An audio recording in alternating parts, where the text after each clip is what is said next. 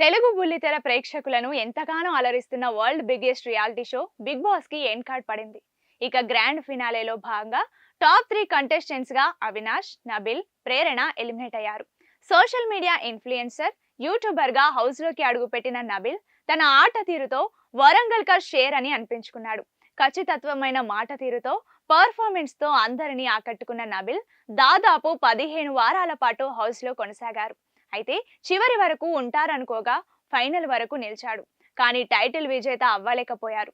అలా టాప్ 4 లో నిలిచిన ఈయన ఎలిమినేట్ అవడంతో ఈ 15 వారాలకు గాను ఎంత రెమ్యునరేషన్ లభించింది అంటూ ఆరా తీస్తున్నారు నెటిజన్స్. ఇకపోతే బిగ్ బాస్ లోకి 14వ కంటెస్టెంట్ గా అడుగుపెట్టిన నబిల్ వారానికి 2 లక్షల చొప్పున ఒప్పందంతో హౌస్ లోకి అడుగుపెట్టారు. తన పర్ఫార్మెన్స్ తో తన యూట్యూబ్ ఖాతాలోకి 6 లక్షల మంది సబ్స్క్రైబర్లు కూడా వచ్చి చేరారు. బిగ్ బాస్ పరంగా అటు యూట్యూబ్ పరంగా భారీగా పేరు దక్కించుకున్నారు నబిల్.